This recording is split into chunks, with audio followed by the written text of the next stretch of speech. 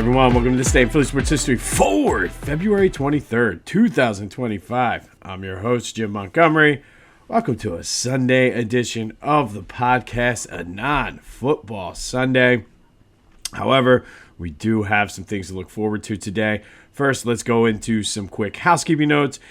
And the Philadelphia Sports Hall of Fame induction ballot for the 2025 class has been released. And you, as a fan, do have a chance to get your voice heard. If you go to the link in the description, fill out your fan ballot. And if your ballot most closely matches the official induction class, you will win 2 VIP tickets to the ceremony in November. A pretty cool experience. So everything you need is in the description.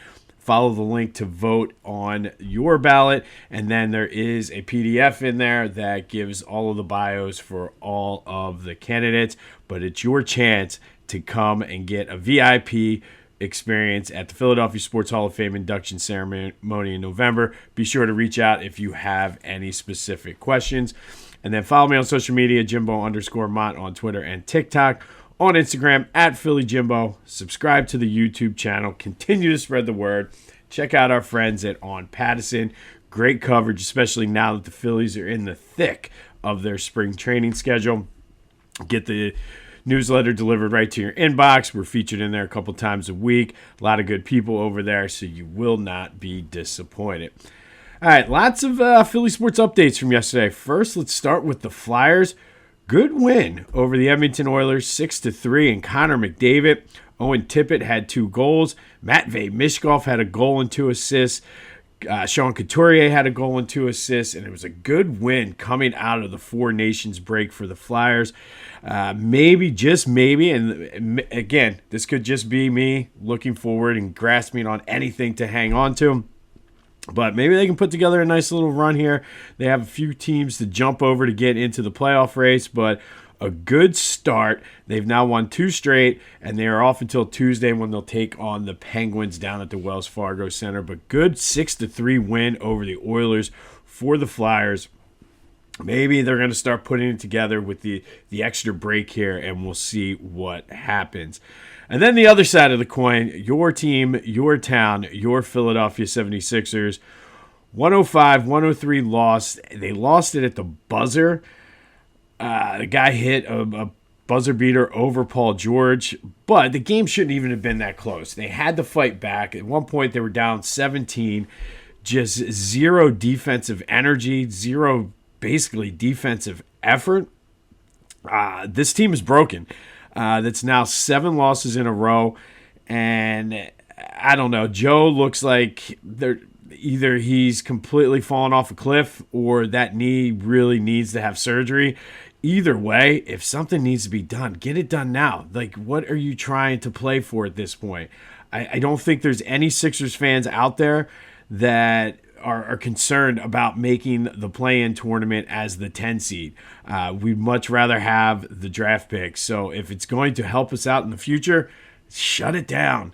And Paul George just, I don't know, man. I've been saying it all year.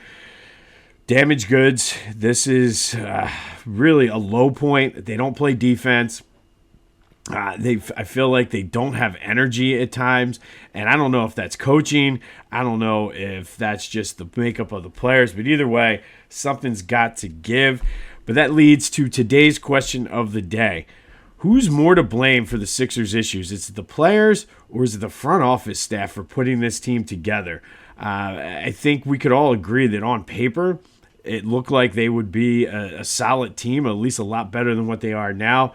But I think it's gross negligence if Joe does need surgery to get his knee right, and they're holding it off and to try to make a run in the play-in tournament. So that's on the front office. I think there's plenty of blame to go around, but who's more to blame, the front office or the players? 267-495-8531. That'll get you into the Back to the Future voice and text line. I know there probably will be our lowest question of the day participation rate that we've had in quite some time here because it's the Sixers, but I think it's equally enough to go around. But if there is a solution to Joe's knee problem and it's surgery and the team is holding off and Joe's holding off in hopes of making that play-in. They should all be fired. But let me know your thoughts. Who's more to blame, the front office or the players? Hell, you can even throw in the coach if you want to do that. I mean, he's not getting the most out of his players. Maybe that's on it. I don't know. Lots of blame to go around, but anyway, Phillies opened up spring training yesterday. Walk-off loss to the Tigers, but it's spring training. It doesn't really matter. And we learned nothing yesterday about the lineup, as Bryson Stott and Alec Bohm were the only regulars to actually play. But we're underway, and I guess that's all that matters. Aiden Miller and Justin Crawford got some playing time. They actually are back at it today at Baycare Field, and that game is actually on TV. So looking forward to watching a little bit of Phils this afternoon as I'm getting some things done. But let's recap yesterday's question of the day. I asked you, as we started the spring training slate, what was the vibe check for the Phillies? Surprisingly, 83% of you feel good about this Phillies team, and I expected that to be a lot lower. I'm more in the we'll wait and see here. Excuse me. Nobody voted that they felt bad about this team. Most people were either or good about it. I did have one. It's a lady I work with. She's from New York, but I did have one Let's Go Mets. So it begins here in February. The Mets-Phillies rivalry is already underway. But thank you, as always, for participating in the question of the day. There will be another one later in the show. And the Union started the season with a win, 4-2 over Orlando. Ty Barabo had 2 goals. Daniel Gazdag added another.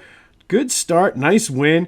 Again, I don't expect them to be good, but it's nice to win your first game, especially on the road, and score 4 goals in doing so. So kudos to the Union, and we'll have more Union coverage. Hopefully, maybe they'll give us a little side thing to look forward to this summer.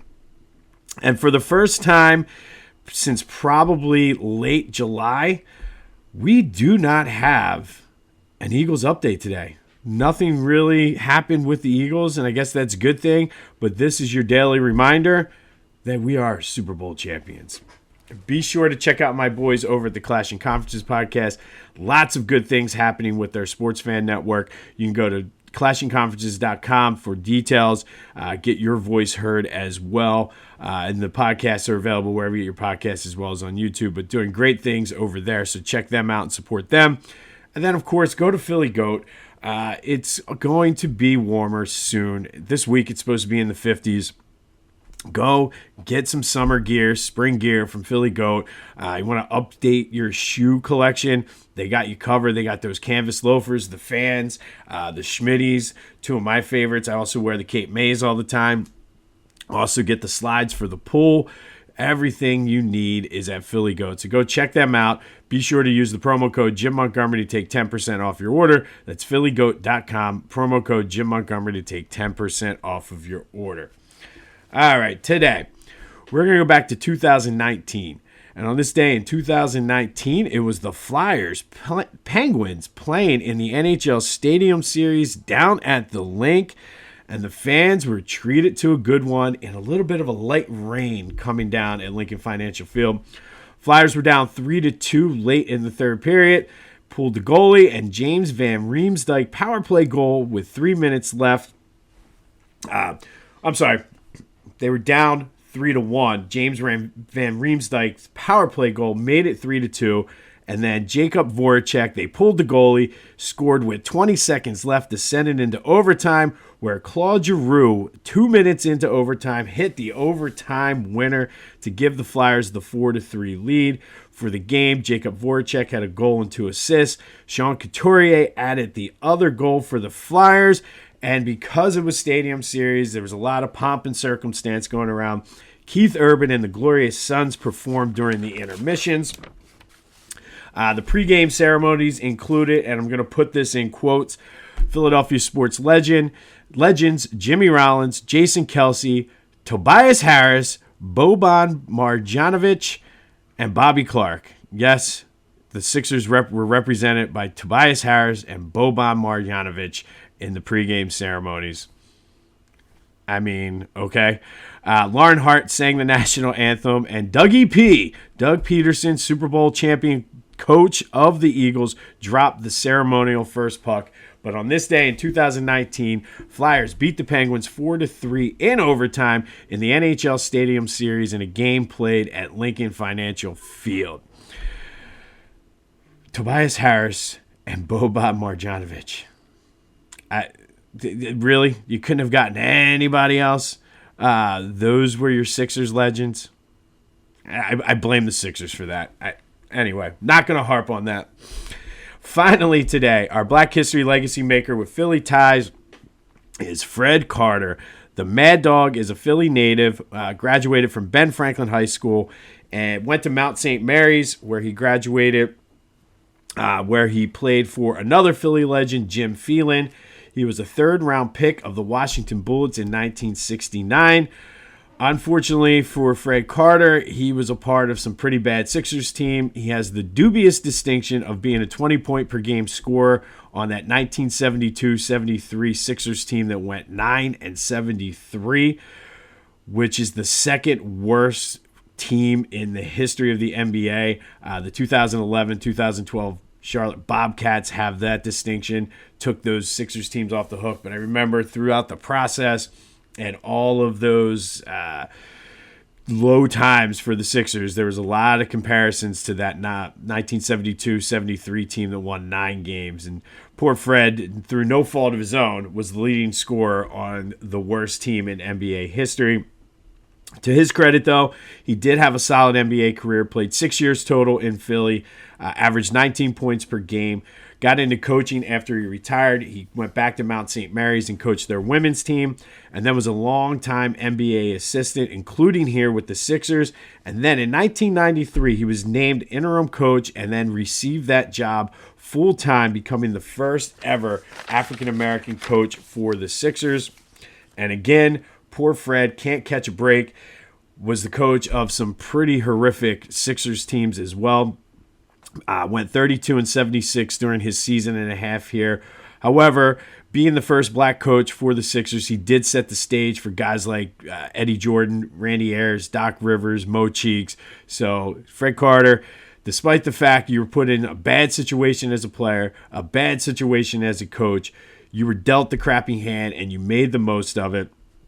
So thank you, Mad Dog, for kind of breaking barriers and setting the stage for some of the future Sixer coaches in the NBA. But Fred Carter, the Mad Dog, a Philadelphia native, Sixers player, Sixers coach, is today's Black History legacy maker with Philly ties, becoming the first black coach in Sixers history. Thank you, Mad Dog. And it's a shame that you got dealt some pretty bad hands there as a player as well as a coach. But to your credit, you always remain positive. He always talked about it. So shout out to you, Fred. On this day in 2019, Flyers beat the Penguins 4-3 in the Stadium Series at Lincoln Financial Field in overtime when Claude Giroux hit the game winner, a game where the Flyers overcame a 3-1 deficit in a little bit of a rain. We'll have more on the Phillies. Let me know your thoughts on the Sixers. Who's to blame? Is it the front office? Is it the players? Does it even matter? Is it the whole team, as Jason Kelsey would say? Probably.